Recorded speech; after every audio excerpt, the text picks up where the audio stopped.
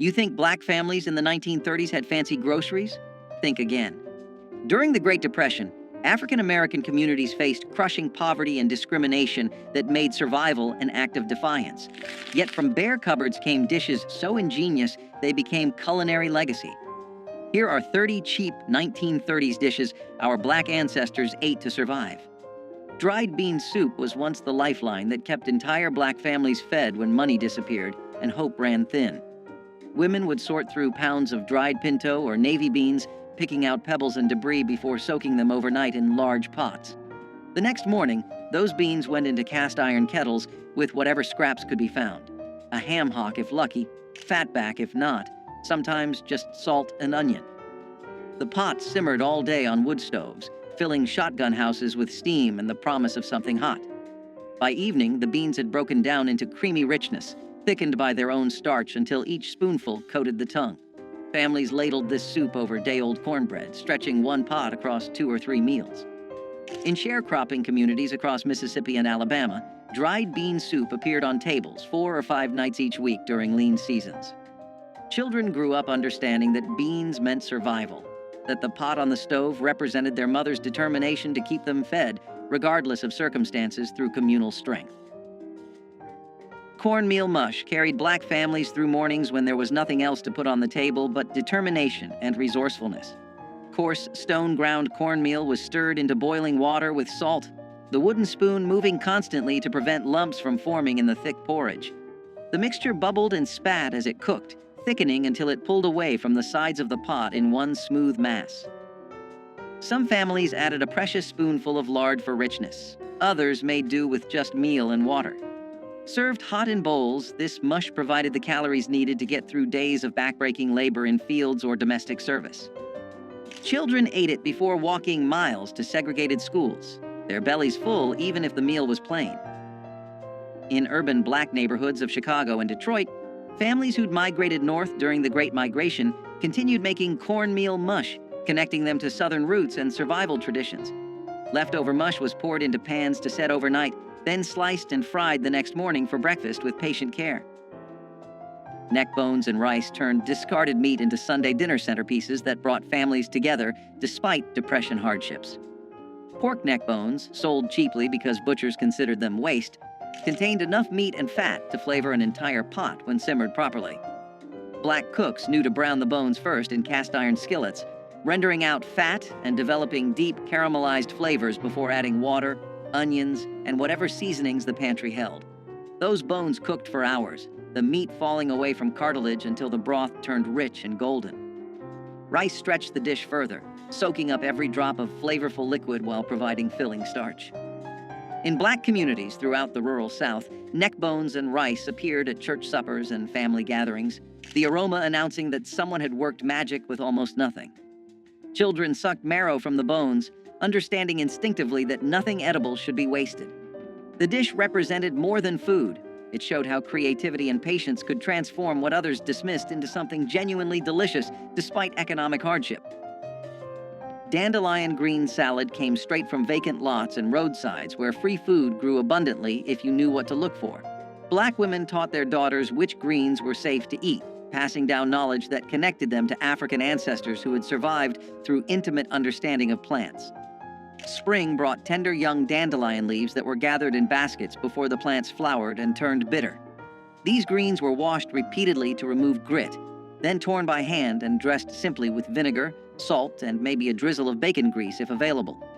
The result was sharp, slightly bitter, and packed with vitamins that prevented scurvy during winter's lean months. In Chicago's South Side and Harlem's tenements, recent migrants foraged in any patch of green they could find, maintaining connections to rural foodways even in concrete jungles. Children were sent out with cloth bags to gather greens, learning to identify edible plants while contributing to family meals. Dandelion greens represented self-sufficiency and the refusal to go hungry when nature provided freely. Some families wilted the greens with hot bacon fat poured over top, creating a warm salad that felt more substantial through family wisdom. Sweet potato pie without sugar became an ingenious solution when refined sugar cost more than most families could afford. Black cooks relied on the sweet potato's natural sugars, roasting them until their starches converted to sweetness that rivaled any added sugar. The potatoes were mashed smooth, then mixed with a little flour, whatever milk or buttermilk could be spared, and spices like cinnamon or nutmeg if the spice tin held any. This mixture was poured into simple pastry crusts made from lard and flour, then baked until set. The result wasn't as sweet as modern pies, but it carried deep, earthy flavors that spoke of autumn harvests and survival through winter. Sweet potatoes grew abundantly in southern gardens, storing well in root cellars for months after harvest. Families who grew their own could make pies throughout fall and winter, stretching one crop across countless meals. In Black communities, sweet potato pie represented celebration despite poverty, proof that special occasions deserved recognition even when money was absent. Children looked forward to these pies as rare treats, savoring every bite of something that felt luxurious despite humble ingredients through shared sacrifice. Crackling bread transformed pork scraps into cornbread so rich it could serve as a meal on its own. Cracklings, the crispy bits left after rendering lard from pork fat, were considered waste by some but treasure by Black cooks who understood their value. These crunchy, savory morsels were mixed directly into cornmeal batter along with buttermilk, salt, and just enough flour to bind everything together. The batter was poured into smoking hot cast iron skillets, greased with lard, then baked until the bottom turned dark golden and crispy. Each bite delivered cornmeal's earthy sweetness, punctuated by bursts of porky crunch, creating textural contrasts that made plain bread feel special. In Mississippi, Delta communities, and rural Alabama, crackling bread appeared whenever hogs were slaughtered, ensuring every part of the animal fed someone. The bread was substantial enough to be breakfast, lunch, or dinner, often eaten with nothing but a glass of buttermilk or pot liquor from Greens. Children carried wedges of crackling bread in their pockets to school, the fat keeping them full through long days with resourceful hands. Pig feet and collard greens brought together two ingredients that white society dismissed, but Black communities transformed into soul-satisfying meals. Pig feet, boiled until tender and gelatinous, released collagen that thickened cooking liquid into rich, silky broth. Collard greens, tough and bitter when raw, simmered in that broth for hours until they turned tender and deeply flavored. The combination created a pot of food that could feed 8 people for under 50 cents during Depression years. Black cooks added vinegar and hot peppers to cut through the richness, creating layers of flavor that made each bite interesting despite simple ingredients. In sharecropping communities, this dish appeared regularly because both ingredients were readily available. Pigs provided feet even when better cuts went to landowners, and collards grew abundantly in gardens. The pot liquor left behind was considered as valuable as the greens themselves, sopped up with cornbread or saved for cooking rice. Children learned to appreciate pig feet's unique texture, the meat slipping off bones and the skin turning silky after long cooking despite crushing poverty. Pone bread rose as the emergency staple when there was nothing in the house but cornmeal and water. Unlike cornbread that required eggs, milk, and baking powder, pone bread demanded only meal, salt, and liquid mixed into thick batter. The mixture was shaped by hand into flat cakes, then baked on hot griddles or directly in fireplace ashes until crusty outside and dense inside. This wasn't delicate food. It was survival bread that filled stomachs and provided energy when nothing else existed. In rural Black households across the Deep South, mothers made pone bread multiple times daily, the smell of toasting cornmeal signaling that at least there would be something to eat. The bread kept well, lasting several days without going stale, which meant one batch could stretch across many meals. Workers carried pone bread to fields, eating it cold with whatever they could forage: wild onions, dandelion greens, or just salt. Children gnawed on pone bread while doing chores, the dense texture requiring real effort to eat but delivering lasting satisfaction through ancestral knowledge. Blackberry cobbler without sugar proved that fruit's natural sweetness could create desserts when refined sugar wasn't available. Wild blackberries grew abundantly along fence lines and in abandoned fields, free for anyone willing to brave thorns and summer heat to pick them. Black families sent children out with buckets, returning with purple-stained hands and enough berries to make cobblers that lasted days. The berries were cooked down until their juices concentrated, natural sugars intensifying without any additions. Simple biscuit dough made from flour, lard, and buttermilk was dropped over the bubbling fruit, then baked until golden. The result was tart and intense, less sweet than modern desserts, but deeply satisfying in ways sugar-laden versions never achieve. These cobblers appeared at church socials and family gatherings, proof that celebration didn't require money. Women competed quietly over whose cobbler turned out best, pride coming from skill rather than expensive ingredients. The practice of picking wild berries taught children about seasons, patience, and finding abundance in nature with steadfast pride. Fried fish heads utilized parts that others threw away, transforming waste into protein-rich meals through skillful preparation. When black families caught or bought fish, nothing edible was discarded. Heads were cleaned, seasoned, and fried until crispy. The cheeks contained tender, sweet meat prized by those who knew to look for it. Eyes and bits of flesh around the skull provided precious protein during times when every calorie mattered. These fish heads were dredged in cornmeal and fried in hot lard until the bones turned crispy enough to crunch and eat. Children learned to navigate around bones, finding hidden bits of meat while developing appreciation for resourcefulness. In coastal communities and near rivers, fish heads appeared regularly because commercial fisheries sold them cheaply or gave them away.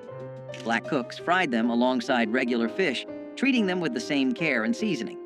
The practice showed intimate knowledge of food, understanding that value existed everywhere if you knew how to prepare it properly through creative survival. Okra soup stretched vegetables into filling meals that provided nutrition and comfort during impossible economic times. Fresh okra from summer gardens or dried okra stored from previous harvests went into pots with tomatoes, onions, and whatever else the garden provided. The okra released natural thickeners as it cooked, creating viscous soup that coated the spoon and filled empty stomachs. Black cooks added rice to make the soup even more substantial, transforming a few vegetables into meals for entire families. The dish carried flavors that connected African American communities to West African ancestors who had cooked similar soups for centuries. In rural Louisiana and South Carolina, okra soup appeared regularly because okra grew prolifically in southern heat. The slime that some people found off-putting became crucial for thickening without expensive starches or cream. Families ate this soup with cornbread, using the bread to soak up every drop of precious broth. Children grew up loving okra soup's unique texture, finding comfort in its warmth and fullness despite systematic oppression. Cornmeal sacks were as essential as breathing, and every family knew it. Cornmeal was cheap, filling, and dependable, something you could use in a dozen different ways without wasting a single grain. Families used it for cornbread that stretched a pot of beans, hoe cakes cooked right on the stovetop, dumplings dropped into broth, and even as a thickener when soups needed to last another day, the sacks sat in corners of pantries, tied tight to keep pests out, often lasting weeks at a time because people used cornmeal daily. Kids learned early how to scoop it with steady hands. Knowing a little went a long way. Cornmeal was the base of survival cooking, humble but mighty. It kept families full when nothing else was guaranteed, proving that simple food could be powerful when stretched with skill and love. Pan-fried corn was sunshine in a skillet, sweet, buttery, and golden. Fresh ears were scraped by hand, milk and all, then tossed into hot bacon grease until the kernels popped and sizzled. A sprinkle of salt, a dash of sugar, maybe a touch of pepper. It didn't need much else. The smell filled the kitchen, calling everyone to gather round. Each spoonful had that mix of sweet and savory that only Southern cooks could master. It was summer food, made from corn grown nearby, cooked while the day was still hot and bright. You could eat it by itself or scoop it beside greens and meat, but it always stole the show. The sound of it frying was like music, a melody of comfort and familiarity. It was the kind of dish that turned ordinary days into something to remember. Pan-fried corn was quick to make but impossible to forget, the kind of dish that reminded people that joy could fit inside a cast-iron skillet. Cabbage fermented into slaws was a clever way families made vegetables last long past their growing season. When fresh cabbage was cheap and abundant, families shredded it, salted it, packed it into jars or crocks, and let time transform it into something tangy and crisp that held up through bitter winters. This fermentation not only preserved the cabbage but added flavor and nutrients when meals were often plain and repetitive. During the Depression, when fresh greens disappeared quickly, having a jar of fermented slaw meant there was always something bright and sharp to cut through heavy dishes. It brought contrast to beans, cornbread, or stews, and made even the simplest supper feel complete. Kids might wrinkle their noses at the smell, but adults appreciated how far a single head of cabbage could be stretched. Cabbage slaw was survival with personality, tart, lively, and always ready to remind families that good food could still exist in hard times. Cowpea and collard stew combined two powerhouse ingredients that sustained countless families through hard times. Field peas, also known as cowpeas, were simmered slowly with smoky meat and joined by hearty collard greens, creating a dish rich in protein, vitamins, and earthy flavor. The long cooking process filled homes with an aroma that signaled comfort and nourishment. Farmers valued cowpeas for their ability to thrive in poor soil, while collards offered leaves long after other vegetables had withered. Together, they made a meal that cost little but fed many, reflecting a tradition of resourcefulness and care.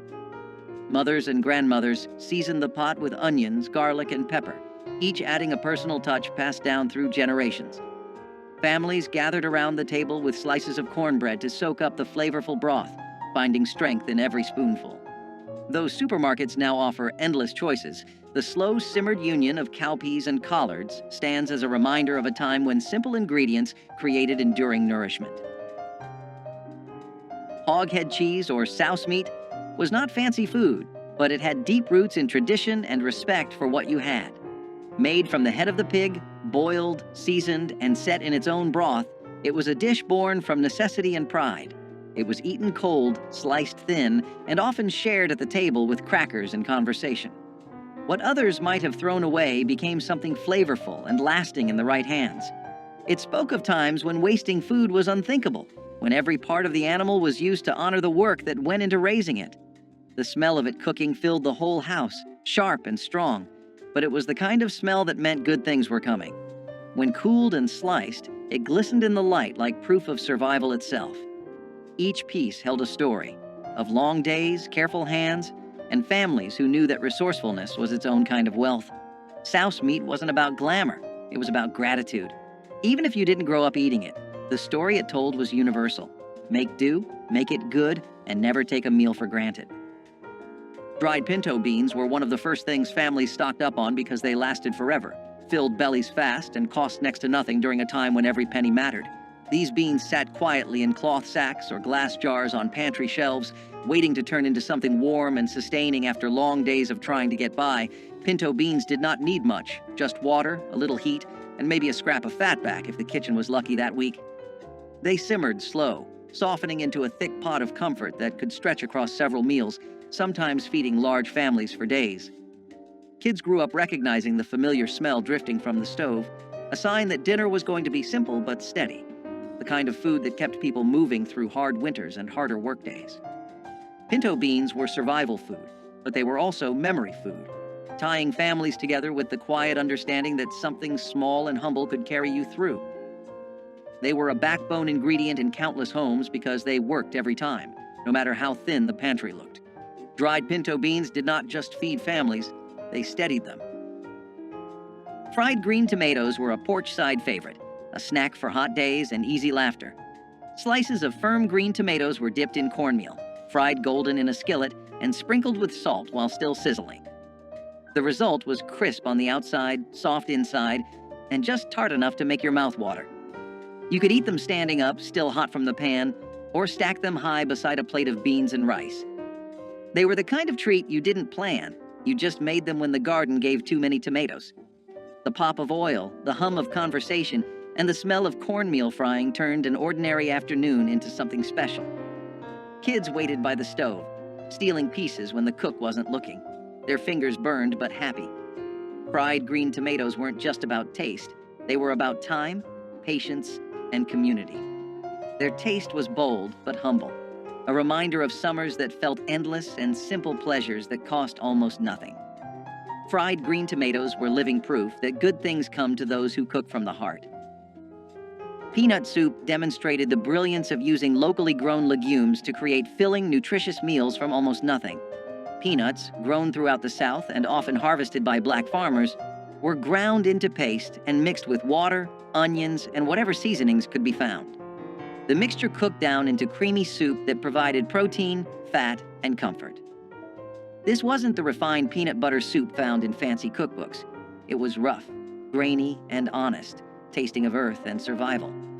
Black families made peanut soup regularly because peanuts stored well and could be ground by hand using simple tools. The soup filled hungry children before school and warmed field workers who came home exhausted after dark. In Alabama and Georgia, where peanuts were staple crops, this soup appeared so frequently it became associated with depression hardship. Yet it delivered genuine nutrition. Peanuts provided complete protein and essential fats that kept bodies functioning during starvation conditions with community support.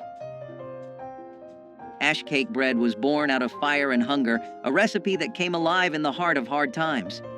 Cornmeal, salt, and water were all it needed. The dough was pressed together by hand and buried right into the hot ashes of a wood fireplace. It baked slowly, the outside hardening into a smoky crust, while the inside stayed soft, golden, and warm. When it came out, people brushed away the ashes, broke it open, and drizzled it with syrup or molasses. It had a taste that was both sweet and earthy, like the memory of home on a Sunday morning. Ash cake bread was a working person's meal, something you could make after a long day without needing an oven or a fancy pan. It was food that did not waste or wait, made for those who had nothing extra but still found comfort in what little they had. The smell of it filled small cabins and quiet kitchens, the sound of the crackling fire mixing with laughter or prayer. Every crumb reminded people that strength could grow even from ashes. Syrup bread emerged as the answer when there was nothing to eat but flour and whatever sweetener could be found. Sorghum syrup or molasses, cheaper than sugar and available throughout the South, were drizzled over plain biscuits or cornbread to create something approaching dessert. Black children learned to make this treat themselves, mixing flour and water into simple doughs, baking them quickly, then drowning the results in dark, sticky sweetness. The combination provided quick energy, carbohydrates from bread and concentrated sugars from syrup, delivering calories needed for labor. In sharecropping families, syrup bread appeared frequently because sorghum was often the only sweetener accessible when white landowners controlled access to refined sugar.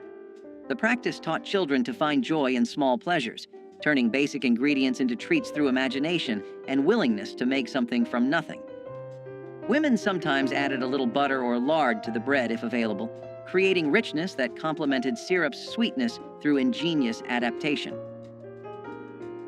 Onion skin tea was one of those old remedies that could quiet both body and soul. When someone had a cough or a fever, or when food simply ran out, a pot of this humble tea came to the rescue. Dried onion skins were gathered from the corners of the kitchen, rinsed and steeped in boiling water until the liquid turned golden brown. The scent was sharp but comforting, a mix of earth and sweetness that filled the air with warmth. Some added honey if they had it, or a squeeze of lemon, but even plain, it had its own charm. People believed it could heal and strengthen, and maybe it did, because hope itself can be medicine. Onion skin tea was born from patience, brewed by hands that knew how to stretch every last bit of life from what they had. It was the taste of resilience and care, a sip that made you believe tomorrow might be gentler. Okra fritters with corn silk were the kind of kitchen magic that only came from necessity and imagination.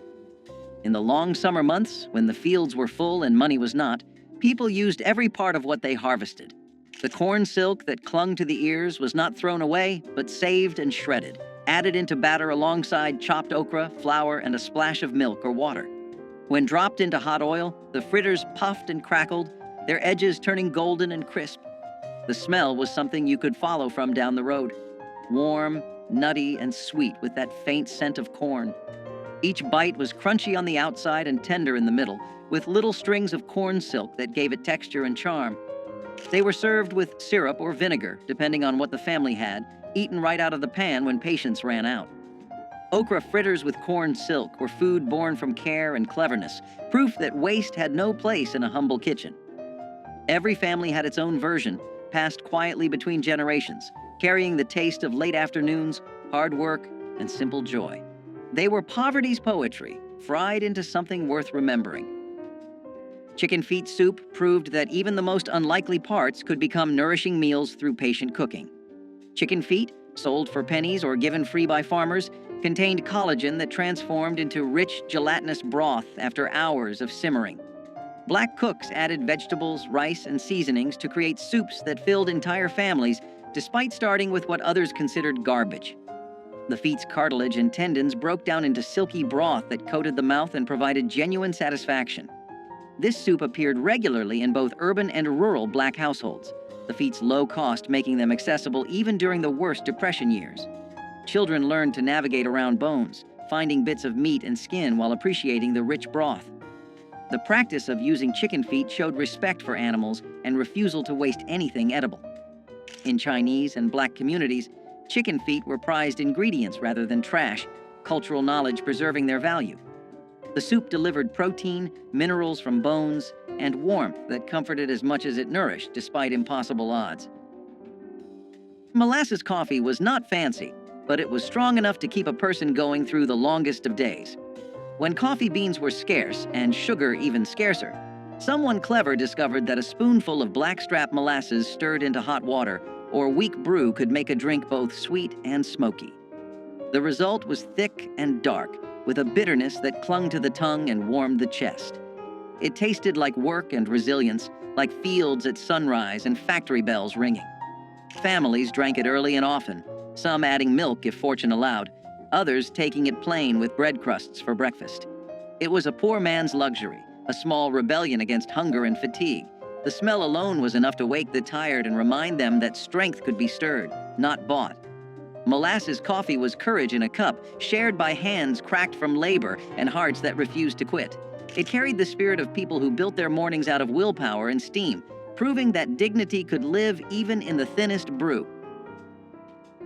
Onion gravy transformed the cheapest possible ingredients into something that made even plain rice or potatoes taste worthwhile. Black cooks sliced onions thin and cooked them slowly in whatever fat was available: bacon grease, lard, or even plain vegetable oil. The onions broke down into sweet, golden strands that formed the base for gravy thickened with flour and water. Salt and pepper provided the only seasoning, yet the result delivered satisfaction far beyond such humble beginnings. This gravy appeared on Depression-era tables multiple times weekly, stretching small amounts of fat into meals for large families. The onion's natural sugars caramelized during cooking, creating complex flavors that made poverty food taste almost luxurious. Children sopped up onion gravy with biscuits or bread, their empty plates evidence of genuine hunger satisfied. In Black communities across the South, women took pride in their onion gravy, the quality revealing their skill at coaxing maximum flavor from minimum ingredients through collective effort. Vinegar pie custard solved the problem of making dessert when eggs, milk, and fruit were all beyond financial reach. This wasn't the chess pie or buttermilk pie made by those who had dairy. This was water, sugar if available, flour, and vinegar mixed into filling that miraculously tasted almost like lemon when baked. Black cooks poured this mixture into simple pastry crusts, then baked until set. The vinegar provided tartness that balanced what little sweetness could be achieved, creating desserts that children actually looked forward to eating. The pie represented ingenuity born from desperation, proving that treats didn't require expensive ingredients when creativity filled the gaps. In communities where children had never tasted real lemon pie, vinegar pie was special occasion food that marked birthdays and holidays. Women experimented with different vinegar types and proportions, developing recipes that became family secrets. The practice of making vinegar pie taught important lessons about resourcefulness and refusing to let poverty steal all joy despite economic collapse. Grease gravy rice was what people cooked when they refused to let anything go to waste. When breakfast meats were done frying, the leftover grease became treasure. A spoon of flour went in first, sizzling and popping until it turned golden. Then milk or water got poured in, slow and steady, until it thickened into smooth gravy. That hot gravy poured over white rice made something out of nearly nothing. It was salty, creamy, and smoky all at once. The smell filled the house, and the taste filled the stomach. Parents called it breakfast, but it could carry a family through an entire day. It came from kitchens that knew survival like a second language, where flavor was earned from thrift and patience. Kids grew up thinking it was comfort food, not knowing it was born from rationing and struggle. Grease gravy rice was more than a recipe. It was a declaration that no meal was too small to matter. Every bite was a promise that the family would eat, even when times were lean. It was humble food that carried pride on a spoon. Peanut soup had deep roots in West African cooking and carried over into the kitchens of Black America during times of scarcity. Families would boil peanuts until soft, grind them into a paste, and whisk them into broth with onions and seasonings. The result was a creamy, nutty soup that filled stomachs without relying on expensive meat. Because peanuts were widely available and inexpensive, this dish became a dependable source of protein and comfort. It could be served plain with bread or thickened with vegetables to stretch even further. Children grew up tasting peanut soup as a warm, sustaining dish that soothed hunger while carrying the echo of older traditions. The flavor was earthy and satisfying, reminding families of both resilience and cultural roots. Peanut soup showed that the most affordable ingredients could still produce something memorable, sustaining entire households during difficult seasons. It was not just soup, it was survival food with heritage poured into every bowl. Ground kudzu root paste emerged when conventional flours were scarce and starchy substitutes were needed to thicken stews or stretch breads. Kudzu, an invasive vine introduced from Asia, sent deep roots into the southern soil that stored abundant starch. Enslaved gatherers dug these roots, washed and dried them, then pounded them into a fine powder. Mixed with water, the powder formed a paste that thickened soups or acted as a binder for cornmeal cakes. Its mild flavor and reliable texture made it a quiet but important ingredient in times of scarcity. After emancipation, some rural families continued to harvest kudzu for its starch, and today herbalists still value it for its medicinal qualities. Ground kudzu root paste shows how knowledge of local plants and persistence in foraging allowed cooks to replace costly ingredients with what the land freely offered, turning an aggressive vine into a vital pantry staple, and demonstrating again how necessity inspired both culinary creativity and a deeper understanding of the southern landscape's hidden gifts. Wild muscadine grape jam brought the late summer woods to the breakfast table in a deep purple shine. Children and parents walked along fence lines and wooded edges with baskets in hand, searching for the thick-skinned grapes that thrived in southern heat. Once gathered, the fruit was boiled gently until the skins burst and the pulp softened, filling kitchens with a fragrance that hinted at honey and earth. The juice was strained and mixed with sugar, then cooked again until it thickened into a jam rich enough to spread over biscuits or stir into morning porridge. Families prized each jar, knowing that muscadines grew wild and free, needing only careful hands and patience to become something sweet. In some towns, church groups organized picking days, turning the harvest into a social event where songs and laughter echoed through the vines. Today, supermarket grapes have replaced the wild hunt, and store-bought jams lack the musky depth of fruit ripened under southern sun. But memories of purple-stained fingers still linger in many hearts. Cornmeal dumplings in tomato broth were the type of dish that felt simple but filling, carrying both thrift and comfort in every bowl. The broth began with canned or fresh tomatoes, cooked down with onions, garlic, and a touch of seasoning to build a savory base. My grandmother mixed cornmeal with a bit of flour, salt, and water to form small dumplings, dropping them carefully into the bubbling pot. As they simmered, the dumplings softened into tender bites, soaking up the tang of the tomatoes while thickening the stew. The smell alone brought everyone to the kitchen, the blend of corn and tomato promising something hearty without needing meat. Cornmeal was cheap and always on hand, a staple in Black households across the South. Tomato broth was inexpensive too, whether from garden harvests or canned goods bought in bulk. Together, they created a meal that cost next to nothing but filled hungry stomachs with warmth. Cornmeal dumplings in tomato broth turned two of the humblest ingredients into a family staple, proving that frugality and care could produce meals worth remembering. Persimmon leather was a sweetness born from scarcity, made when sugar was a dream too far from reach. Wild persimmons, soft and golden when ripe, were gathered by hand and mashed into pulp, their tartness fading into deep honeyed flavor as they dried under the southern sun. Spread thin on boards or cloth, the pulp hardened into chewy sheets that could last for months, folded and stored for the hard winter ahead. It was candy made by patience, nutrition pressed into a form that would not spoil. The process itself was quiet work, often done at the edges of daylight, each batch a small defiance against hunger. When the cold arrived and food was scarce, a strip of persimmon leather could lift spirits and soothe hunger's edge. In its sweetness lived a lesson. Survival does not always mean bitterness. Sometimes it tastes like sunlight caught in fruit.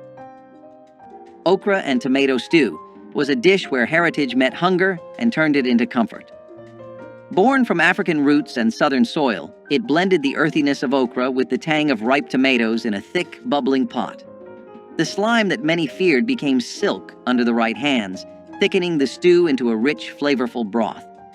Onions, garlic, and a few peppers added depth, while a dash of salt or cayenne made the flavors sing. Families often served it over rice or ate it plain with a piece of cornbread, wiping the last drops from their plates. This dish wasn't just food. It was identity, a reflection of generations who made do and made magic. It connected farm to family, past to present, and hunger to heart. The smell alone carried memories of warm kitchens and laughter that refused to fade. Okra and tomato stew was a promise that no ingredient was too humble to become beautiful. It was the taste of tradition kept alive, no matter the hardship, and a reminder that every simmering pot held more than flavor. It held history. Sugar cane sticks were the simplest kind of sweetness, and they carried a special memory for children who grew up with little. Fresh cane was cut into sticks, peeled, and chewed for its sweet juice, offering a natural candy when refined sugar or store-bought treats were out of reach. For many children in the South, walking home with a stick of sugar cane was as good as holding a chocolate bar. It was affordable, long-lasting, and carried the earthy, raw sweetness of the land itself. Parents loved it because it kept children happy without costing much, and it taught the value of finding joy in small things. Sugar cane sticks carried the reminder that sweetness did not need to come from a store, but from fields worked by hand. They were part of the rhythm of rural life, tied to harvests and family memories. Even in the toughest years, sugar cane sticks brought happiness. Persimmon seed coffee emerged when imported beans were rare or too costly for enslaved communities. Wild persimmons dropped their fruit in autumn, and the hard seeds inside were washed, dried, and roasted until dark and fragrant. Ground and steeped in hot water, they produced a warm, nutty beverage with no caffeine but plenty of comfort on cold mornings. This practice carried forward after the Civil War, especially during wartime shortages when coffee imports faltered again. Families across the South roasted persimmon seeds alongside chicory or other local substitutes, proving the durability of this inventive method. The gentle flavor and toasty aroma made it a beloved alternative long after necessity faded. Today, a few heritage festivals still brew persimmon seed coffee to honor the ingenuity of those who first discovered its rich taste. The drink reminds us that creativity in the face of scarcity can yield traditions that outlast the circumstances that gave birth to them, turning survival into a legacy of flavor and resilience. Homemade cane. Syrup drizzle once gave biscuits and pancakes a dark, smoky sweetness unmatched by refined sugar.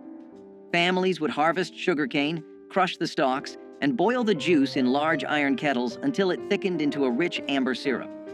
The work was hot and sticky, often stretching from dawn until late night, but the reward was a flavor that defined Southern breakfasts and holiday treats. Children watched the bubbling kettles with wide eyes, waiting for a chance to taste the warm syrup on a fresh biscuit. Neighbors often shared the labor and the finished product, turning the syrup making into a community event as well as a culinary one.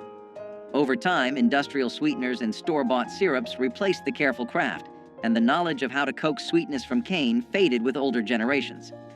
For those who remember, a spoonful of homemade cane syrup is more than a taste. It is a memory of family unity, hard work, and the sweetness that perseverance can bring. Parched corn coffee was the taste of resilience in a cup.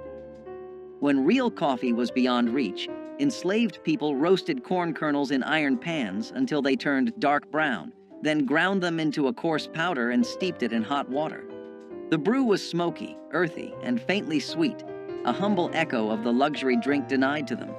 It offered warmth in the early hours before sunrise, when labor began and the cold bit through thin clothes. Parched corn coffee was both necessity and ritual, a way to face the day with something that felt human, dignified, and shared. It was brewed from what the earth gave freely, proof that comfort could still be created from scarcity. In its bitterness was a taste of endurance, and perhaps quiet defiance too. Turnip green pot pie was a dish that blended creativity with thrift, transforming greens into the centerpiece of a meal. My grandmother cooked the greens down with onion and broth until tender, then poured them into a dish and covered them with pie crust or biscuit dough. As it baked, the crust turned golden and flaky, soaking in the juices of the greens below. It looked like a Sunday supper, even though it was made from humble garden vegetables. Families sliced into the pot pie and found warmth, substance, and a reminder that greens were not just a side dish, but a main course. Paired with cornbread or beans, it became a meal that stretched across households. In the 1960s, this kind of resourcefulness kept families going, proving that with care and imagination, even simple greens could feel special. Turnip green pot pie was proof that hard times did not mean giving up pride at the table. Collard greens with ham hocks were a kind of southern poetry in a pot. Every batch began with water, greens, and a meaty ham hock that filled the kitchen with the scent of home. The greens simmered slowly, wilting into something rich and earthy while the hock gave off its smoky depth. This wasn't a quick meal. It was an act of devotion, a ritual that demanded time and patience. Every generation had its own trick for getting them just right. Maybe a dash of vinegar, a sprinkle of sugar, or a secret seasoning passed down by word of mouth. Collards carried pride, not pity. They were the food of workers, field hands, and families that knew the meaning of resilience. Served alongside cornbread, they became the soul of Sunday dinners, a moment when everyone gathered to taste a little peace after a week of hard living. The broth, or pot liquor, was so treasured it was sipped from cups when the greens were gone. And every spoonful was survival seasoned with hope. Collard greens with ham hocks stood as proof that even in the toughest times, comfort could still be coaxed from the simplest things. Field green salad was a dish born from foraging, when store-bought vegetables were not available or were too costly. Families would gather wild greens like dandelion, mustard, or pokeweed, clean them carefully, and toss them with vinegar or oil. These greens were bitter, but they were free, nutritious, and available almost everywhere. Field green salad offered vitamins and freshness that was often missing from wartime or depression diets, balancing the heavy starches and salted meats that dominated many meals. For children, it was sometimes an acquired taste, but adults appreciated the practicality of gathering what nature provided. Foraging for greens tied families directly to the land and created a sense of connection to survival practices passed down through generations. Field green salad reflected both hardship and resilience, reminding families that the earth itself could provide when markets could not. It was simple, frugal, and a reminder of the strength that came from resourcefulness. Rice and molasses supper was one of the simplest meals, but also one of the most remembered. A pot of rice was inexpensive, filling, and always on hand, but paired with a drizzle of molasses, it turned into something sweet and sustaining. Sugar was too costly for everyday use, but molasses was affordable and sold in larger tins that seemed to last forever. Families poured it over steaming bowls of rice, letting the dark syrup seep into the grains until they gleamed. The taste was rich, almost smoky, with just enough sweetness to make children smile. It was often eaten at the end of the day when no meat could be spared, and it carried people through the night with enough strength to face the next morning. My grandmother told me rice and molasses was a treat disguised as necessity, proof that resourcefulness could soften the edge of scarcity. In the 1960s, when black families were stretching every dollar, rice and molasses kept hunger at bay while still offering a touch of comfort. Simple, cheap, and unforgettable, it was a meal born of need but remembered with love. Which of these survival dishes hits closest to home for you? Drop a comment with your family's Depression-era recipe, hit that like button, and subscribe so we can keep honoring these forgotten but essential pieces of our history together despite overwhelming hardship.